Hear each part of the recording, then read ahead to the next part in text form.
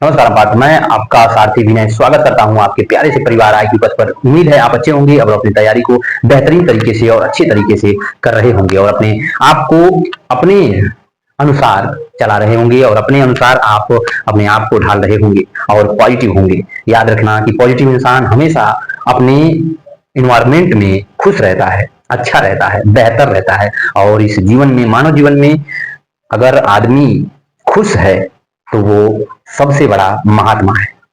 आज हम लोग नौ पाषाण काल के बारे में जानेंगे। कल हम लोगों ने पाषाण काल के बारे में जाना, पूरा पाषाण काल के बारे में जाना और फिर उसके बाद मध्य पाषाण काल के बारे में जाना था। तो हम आपसे कुछ सवाल पूछेंगे यहाँ पे कि आप पूरा पाषाण काल के बारे में क्या जानते हो। मानव ने पूरा पाषाण काल में क्या वो घुमंतु जीवन जीता था या वो पशुपालन कर लिया था, कृषि का वो उसके पास जानकारी थी कि नहीं थी, ये सारी चीजें हम लोग कल जाने थे। आज मैं आपसे क्वेश्चन पूछूंगा कि जो हाथ की कुल्हाड़ी थी वो सबसे पहले किस जो है काल में दिखी थी, और उस काल में अगर दिखी थी तो किस स्थल पे सबसे पहली बार किस स्थल में इसको ढूंढा गया था, किसने उस स्थल की खुदाई की थी, ये भी आप बताइएगा। आप ये भी बताइएगा कि बूचड़खाने का साक्ष्य किस स्थल से मिला हुआ है। तो आप बताइएगा मुझे कि बूचड़खाने का साक्ष्य कहां से मिला है। बूचड़खाने का साक्ष्य कहां से मिला हुआ है, जो कहां से मिला हुआ है। ये भी क्वेश्चन आप ये भी बताइएगा, ये भी आप बताइएगा कि हाथ से बनी कुल्हाड़ी, हाथ की कुल्हाड़ी किस स्थल से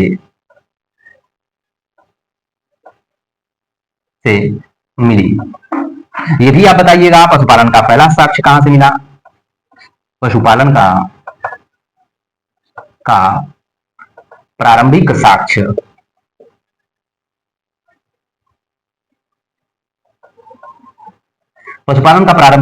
कहां से मिला, कहां से मिला था। आप ये भी बताइएगा कि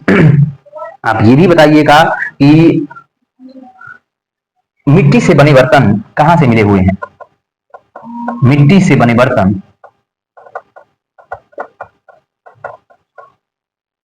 किस स्थल से मिले हैं।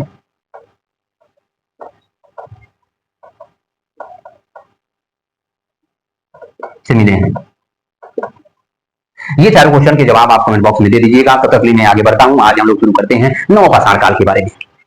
ठीक है, नौ पाषाण काल के बारे में ये जानकारी हमें ये मिलती है कि अब मानव क्या हो गया था, थोड़ा विकसित हो गया था। नौ पाषाण काल के बारे में जो ये तीसरा जो पार्ट जो हम लोगों ने शुरू किया था पाषाण काल का, मध्य पाषाण काल हम लोग पढ़ लिए, पूरा पाषाण काल भी पढ़ लिया। अब ये पढ़ रहे हैं नौ पाषाण काल। नौ पाषाण काल के बारे में, नौ पाषाण काल की जो विशेषता है, ये विशेषता हम लोग देखते हैं।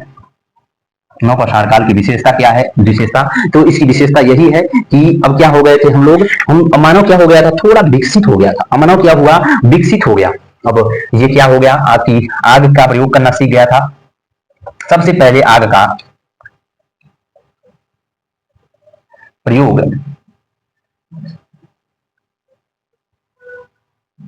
आग का प्रयोग ही करने लगा था और क्या करना सीख गया था। तो उसके बाद पहिए का भी आविष्कार हो गया, पहिए का भी आविष्कार कर लिया।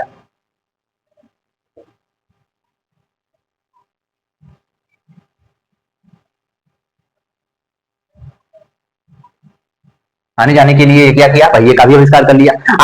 आग का प्रयोग करने आप पूछोगे कि क्या अब पूरा पाषाण काल, मध्य पाषाण काल में आप कैसे बता सकते हो कि ये नौ पाषाण काल में ही ये संभव हुआ कि ये वहीं पे हमको देखने को मिला था। तो आप यहीं पे आप एक स्थल है जो संगम कल्ली जो है, कल्लू है, एक संगम कल्लू है, एक स्थल है कर्नाटक का, और वहां पे आप देखोगे कि वहीं पे आपको राख के टीले मिले हुए हैं जो आपको बताते हैं कि नौ पाषाण काल में मानव क्या था, आग का प्रयोग करना सीख गया था। बाकी आप मध्य पाषाण काल में भी ऐसा कुछ नहीं मिला, पूरा पाषाण काल में ऐसा कुछ नहीं मिला। आप दावे के साथ मैं बता सकता हूं कि ये खोज बता रही है, नौ पाषाण काल की खोज बता रही है कि संगम कल्लू में एक राख का टीला मिला हुआ है, ढेर मिला हुआ है, जो बता रहा है कि नौ पाषाण काल में मानव जो था वो क्या कर रहा था, आग का प्रयोग करना सीख गया था। तो यही है कि आग का ये प्रयोग करना सीख गया, पहिए का आविष्कार ये करना सीख गया था। फिर उसके बाद आप देखोगे तो बस जो है व्यवस्थित कृषि की शुरुआत करना शुरू कर दी। तो मानव क्या था, व्यवस्थित व्यवस्थित कृषि की शुरुआत कर दी।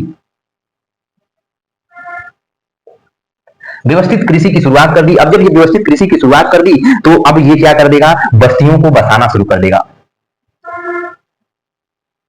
बस्तियां बसाने लगा। अब ये क्या करेगा, खाद्य संग्राहक भी, ये तो मध्य प्रसार काल में ही खाद्य संग्राहक बन गया था। अब आप देखोगे कि तो ये लोग जीवन अस्थायी बना लिए थे। जीवन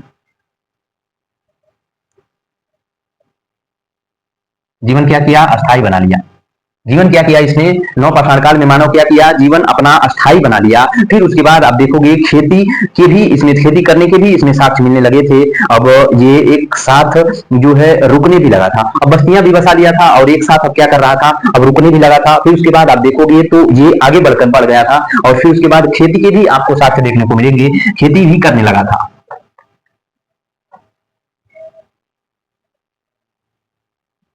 खेती भी करने लगा था। आप खेती भी ये करने लगा था। मेहरगढ़ में आपको देखने कृषि के जो प्रथम साक्ष्य जो मिलेंगे तो मेहरगढ़ में आपको मिलेंगे। आधुनिक खोजों के अनुसार जो आपको देखेंगे दे तो कोल्डिहवा एक आपको स्थान मिलेगा। तो कोल्डिहवा में आपको देखने को मिलेगा कि कोल्डिहवा में जो धान की जो चावल की सबसे पहली खेती हुई थी तो ये नवपाषाण काल में ही संभव हुआ था। तो चावल की खेती भी हुई थी, चावल की खेती के प्रमाण भी मिले देखने को मिले हुए हैं। अभी मैं आगे आपको पढ़ाऊंगा, बताऊंगा कि कैसे जो अपना जीवन कैसे ये व्यवस्थित किया था। फिर उसके बाद आप देखोगे तो चावल की खेती के प्रमाण भी मिले हैं। चावल की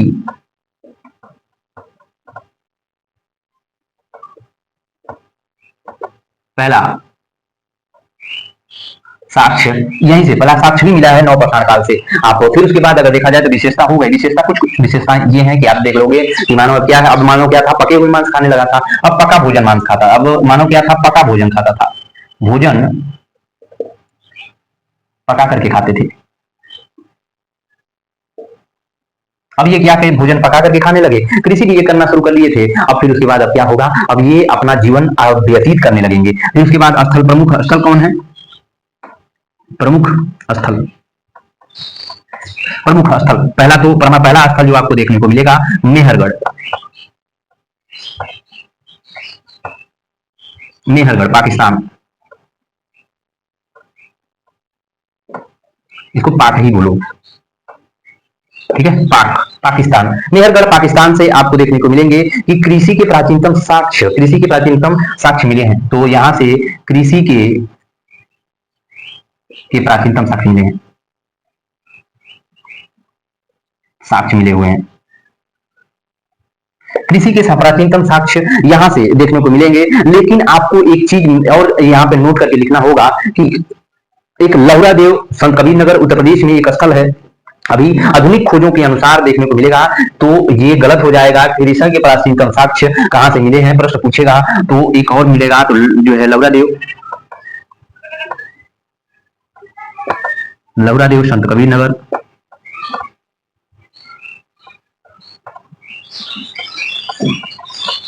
उत्तर प्रदेश में एक स्थल है। आधुनिक खोजों के अनुसार, आधुनिक खोजों के अनुसार सॉरी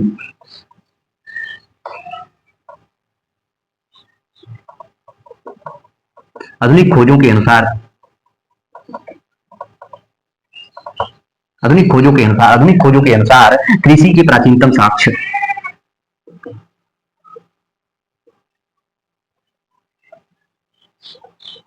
प्राचीनतम साक्ष्य मिले हैं। आधुनिक खोजों के अनुसार कृषि के प्राचीनतम साक्ष्य जो मिले हैं तो यहीं से लौरा देव से मिले हुए हैं। तो आप भूलिएगा मत, ये जरूर टिक करिएगा कि कृषि का प्राचीनतम साक्ष्य यहीं पे आप प्रश्न पूछेगा, अगर प्रश्न पूछेगा कृषि का प्राचीनतम साक्ष्य,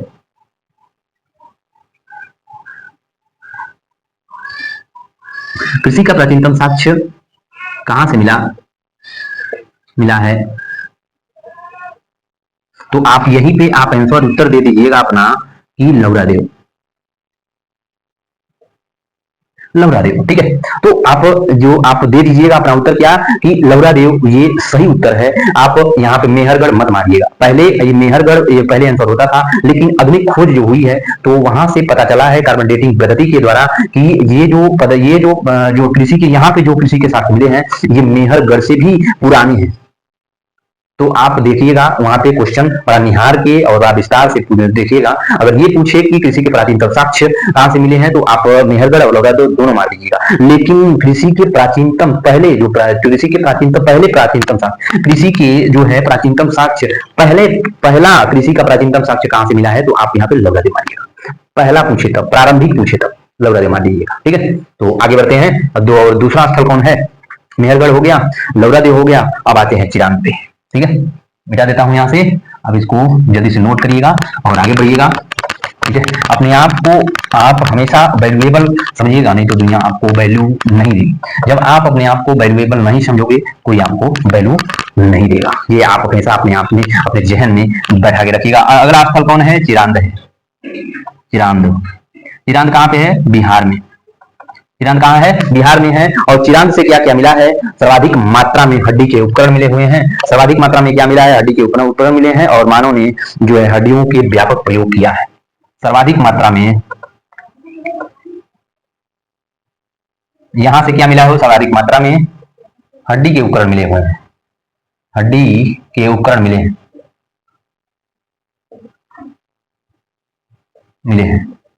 दूसरा आप यहीं पे देखोगे कि मानव द्वारा सर्वाधिक मात्रा में हड्डी का प्रयोग किया गया है। सर्वाधिक मात्रा में हड्डी का जो है पत्थरों के स्थान पर हड्डियों का व्यापक प्रयोग किया गया। मानव के द्वारा पत्थरों के स्थान पर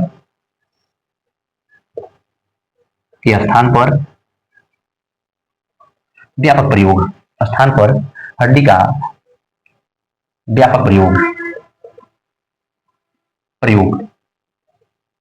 व्यापक प्रयोग किया गया है। ये आपको देखने को मिलेगा कहां से? तो आपको चिरांद बिहार से देखने को मिलेगा। मास्की एक कर्नाटक में एक स्थल है। मास्की एक कर्नाटक में स्थल है, वहां से आपको भेड़, बकरी और मवेशियों को पालतू बनाने का साक्ष्य मिला हुआ है। तो आप यहीं पे देखोगे मास्की एक जगह है जो नर्मदा नदी के किनारे स्थित है कर्नाटक में। वहां से आपको भेड़, बकरी जो है आपको जो मवेशियों को, जैसे मवेशी जो होते हैं ना, गाय बैल होते हैं, उसे मवेशी कहा जाता है। ठीक है, मास्की मास्की एक जगह है जो कर्नाटक में स्थित है। कर्नाटक में स्थित है। ये कहां है? नर्मदा नदी के किनारे है। नर्मदा नदी के तट पर है ये मास्की, जो आपको देखने को मिलेगा। नहीं नहीं सॉरी, ये नर्मदा नदी गोदावरी है। गोदावरी कर्नाटक में गोदावरी है। गोदावरी नदी के किनारे स्थित है और यहीं से आपको देखने को मिलेगा कि यहाँ पर जो है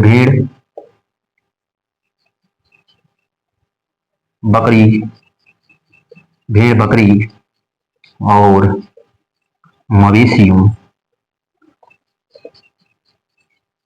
को पालतू बनाने का साक्ष्य।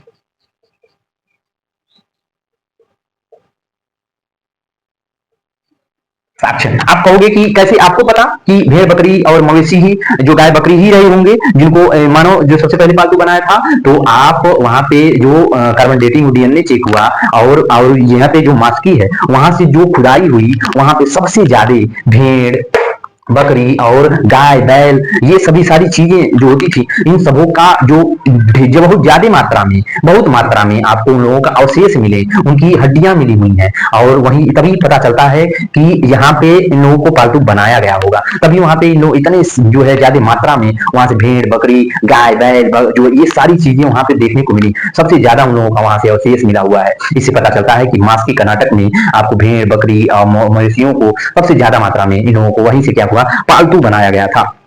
तो इन लोगों को पालतू बनाने का साक्ष्य कहां से मिला? आपको मास्की से मिला था। अगला आप साक्ष्य, अगला आप देखोगे, अगला आपको कोल्डिहवा मिलेगा। कोल्डिहवा कोल्डिहवा कोल्डिहवा आपको कोल्डिहवा कोल्डिहवा जो है, ये कोल्डिहवा सही लिखा है भैया? कोल्डिहवा, हाँ कोल्डिहवा। कोल्डिहवा जो है प्रयागराज में स्थित है। प्रयागराज में तो चावल की भूसी मिली हुई है।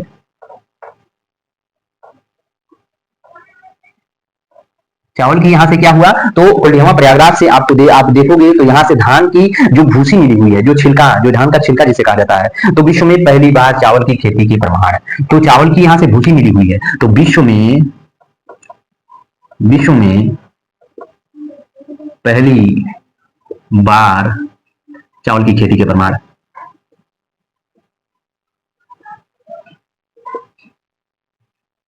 के प्रमाण के प्रमाण यहीं से मिले हुए हैं। कहां से? कोल्डियामा प्रयागराज से। क्वेश्चन बहुत इंपॉर्टेंट है और यहीं पे आप इंपोर्टेंट करके लिख लीजिएगा, क्योंकि ये बहुत बार पूछा गया है कि धान की भूसी के साक्ष्य, धान के छिलके का साक्ष्य कहां से मिला है? कोल्डियामा से मिला हुआ है। तो विश्व में पहली बार चावल की खेती का प्रमाण कहां से मिला है? तो आप कहिएगा यहाँ पे हमेशा कोल्डियामा, कहीं और मत जाइएगा, ठीक है। संगकल्लू, यहाँ पे आप देखोगे अगला स्थल है संगकल्लू।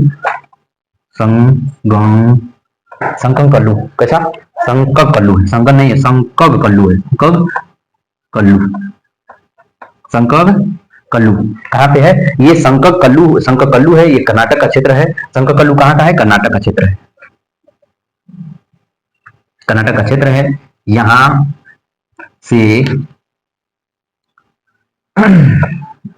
राख, ये टीले का साक्ष्य मिला है, का साक्ष्य मिला हुआ है। तो संककल्लू कर्नाटक से आपको देखने को मिलेगा कि यहाँ से राख के जो टीले हैं उनका जो यहाँ पे प्रमाण देखने को मिला हुआ है, और यहीं से पता चलता है कि मानव द्वारा पहली बार आग का प्रयोग है, मानव द्वारा पहली बार आग का प्रयोग किया गया था। मानव द्वारा आग की जो है, आग का जो प्रयोग की शुरुआत यहीं से प्रमाण मिलता है। तो मानव द्वारा आग की जो है प्रयोग का शुरुआत, आग की प्रयोग का शुरुआत,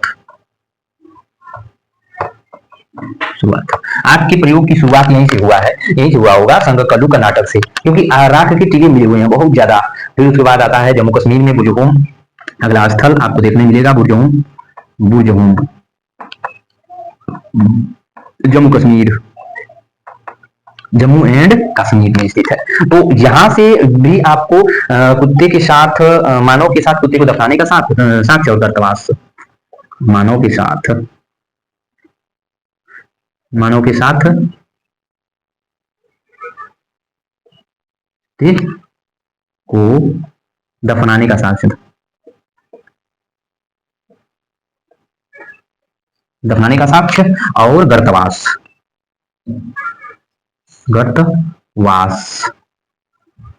गड्ढा, ठीक है। गर्तवास का भी आपको साक्ष्य देखने को मिलेगा। गर्तवास मतलब होता है जमीन के अंदर जो गड्ढा होता है, जमीन के अंदर गड्ढा करके ये लोग क्या करते थे, उसमें रहते थे। गर्तवास का भी साक्ष्य देखने को मिलता है। कहां से? बुरजहोम से। फिर उसके बाद गुफकराल आता है, लिख लीजिएगा जल्दी से, आगे बढ़ते हैं, ठीक है। तो फिर उसके बाद आपको गुफकराल देखने को मिलेगा। गुफकराल देखने के बाद मिटा दीजिएगा, ठीक है, रोक के वीडियो और जिसको जल्दी से उतार लीजिएगा, ठीक है। गुफकराल आपको देखने को मिलेगा। गुफकराल अगला स्थल कौन है? गुफकराल है,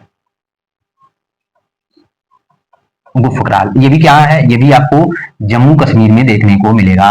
ये भी कहाँ है? आपको देखने को मिलेगा गुफकराल, जम्मू कश्मीर में भी है। यहाँ से भी कृषि के साक्ष्य मिले हुए हैं, कृषि के साक्ष्य मिले हैं, अच्छे मिले हैं। यहाँ से भी आपको कृषि के साक्ष्य मिले हुए हैं। फिर उसके बाद आगे बढ़ते हैं, और आगे बढ़ने के बाद आपको सांभर झील में देखने को, सांभर झील,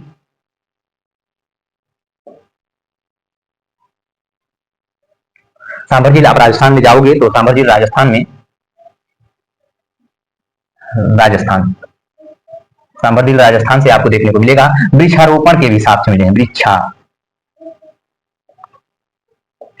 वृक्षारोपण के साक्ष्य मिले हुए हैं। वृक्षारोपण के साक्ष्य कहां से मिले हैं? वृक्षारोपण के साक्ष्य कहां से मिले हुए हैं? तो सांभर झील आपको राजस्थान से देखने को मिलेगा कि यहाँ से आपको क्या मिलेंगे? वृक्षारोपण के साक्ष्य मिले हुए हैं। अब फिर उसके बाद आप आ जाते हैं, ये आपकी क्या हुआ? नवपाषाण काल आपका खत्म होता है। फिर उसके बाद आ जाते हैं ताम्रपाषाण काल में। ताम्रपाषाण काल, ताम्रपाषाण काल की विशेषता यही है कि पहली बार मानव ने धातु का प्रयोग किया था। तो पहली बार मानव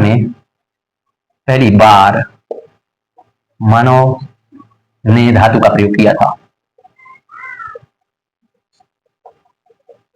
पहली बार मानव ने धातु का प्रयोग किया था। तो धातु का प्रयोग किया था, कौन सी धातु? ताम्र धातु का प्रयोग किया था। और इस युग को हम लोग, इस काल को, ताम्रपाषाण काल को हम लोग क्या क्या कहते हैं? इस काल को हम लोग चालकोलिथिक काल भी कहते हैं। इस काल को चालकोलिथिक काल भी कहते हैं। चालकोलिथिक भी, चालकोलिथिक काल कहते हैं, काल भी कहते हैं। इस काल को क्या, ताम्रपाषाण काल को हम लोग क्या कहते हैं? चालकोलिथिक काल भी हम लोग क्या कहते हैं? कहते हैं। मानव ने जो है भारत में, ये भी आप कह दोगे कि ताम्रपाषाण काल में जो मानव था, भारत में मानव कच्चा मांस ताम्र इस काल से ही खाना शुरू किया था। सबसे पहले कच्चा मांस आहार बनाया था। भारत में मानव पहली बार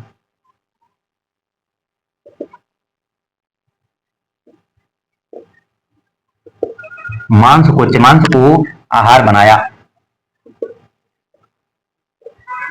पहली बार आहार बनाया था। कच्चे मांस को मानव भारत में पहली बार कहां से? ताम्रपाषाण काल से आपको देखने को मिलेगा। यहाँ से मानव क्या था कि पहली बार कच्चे मांस को ये क्या किया था? आहार बनाया था। अपने ये खाने में प्रयोग सबसे पहले क्या किया था? ये आहार बनाया था। फिर उसके बाद देखोगे यहीं पे भारत में मानव रहने के लिए नर्मदा नदी का किनारा चुना। रहने के लिए मानव ने पहली बार अपने आवास के लिए, रहने के लिए नर्मदा नदी का किनारा चुना था आवास के लिए। किसके लिए? तो ताम्रपाषाण काल में आपको देखने को मिलता है कि मानव ने पहली बार नर्मदा नदी के किनारे जो रहने के लिए, आवास के लिए चुना था। ठीक है, फिर उसके बाद आगे बढ़ते हैं, और आगे जब बढ़ेंगे हम लोग तो आगे बढ़ते हैं तो यहीं पे तांबा जो है, जो मानव में सबसे पहले तांबा धातु का जो क्या किया था? उपयोग किया था। तो यहीं पे आप जो है पहली बार धातु का प्रयोग किया, तो इसमें भी आप यही लिख लोगे, प्रयोग किया तो तांबा धातु का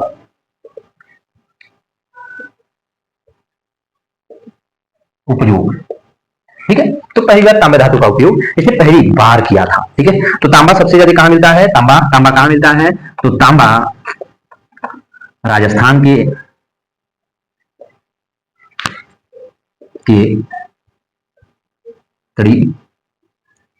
खेतड़ी, राजस्थान के खेतड़ी में अधिक, सर्वाधिक कह दो,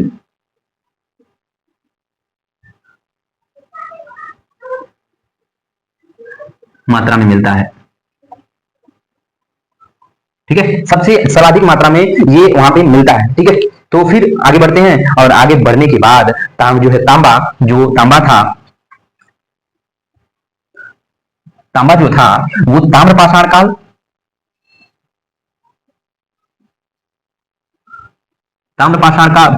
काल व सिंधु घाटी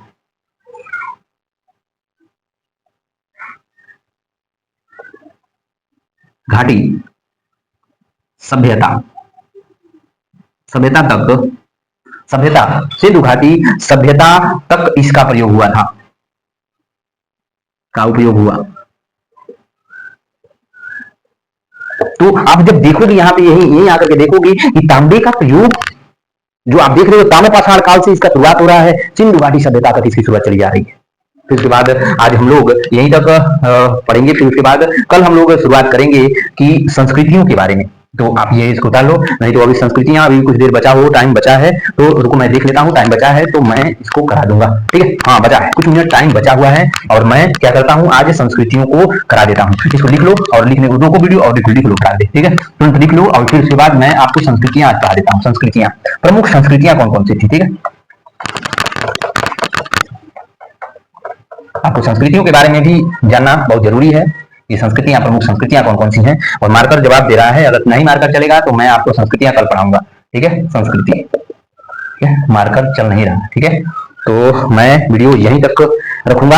आपको कल हम लोग संस्कृतियों के बारे में पढ़ेंगे, और कल ही हम लोग सिंधु घाटी सभ्यता की शुरुआत भी कर देंगे। ठीक है, अपना ध्यान रखिएगा, ख्याल रखिएगा। वीडियो कैसी लगी आप कमेंट बॉक्स में फीडबैक दीजिएगा। हाथ से लिखना पड़ता है, और आप जानते हो कि आपको भी अगर जब हाथ से लिखना पड़े तो आप मेरी मेहनत आप समझ जाओगे, आपको मेरी मेहनत का आपको समझ आएगा, और इसका एनालिसिस आप कर लोगे, क्योंकि आप भी स्टूडेंट, मैं भी स्टूडेंट, और आप अपने पॉइंट ऑफ व्यू से देखना कि मैं आपको कोई डिजिटल बोर्ड नहीं दिया हूं, मैं आपको व्हाइट बोर्ड पे अपनी मेरी मेहनत आपको दिख रही होगी, और मैं कोई दिखावा नहीं, कोई भी आपको इधर उधर का चकाचौंध नहीं, मैं आपको यही पढ़ा रहा हूँ, वही बता रहा हूँ जो आपको कहीं शायद ही किसी ने आपको ऐसा दिया होगा, बताया होगा। ठीक है, अपना ध्यान रखिएगा, ख्याल रखिएगा। और हाँ, जितने भी क्वेश्चन मैं आपको बता रहा हूँ, तो दे रहा हूँ, वो आप नोट करिएगा, उसको याद करिएगा। आज इसका नोट बनाए, आज ही इसको याद कर लीजिएगा। ठीक है, और अपने फीडबैक देना मत भूलिएगा। अपना ध्यान रखिएगा, ख्याल रखिएगा। नमस्कार।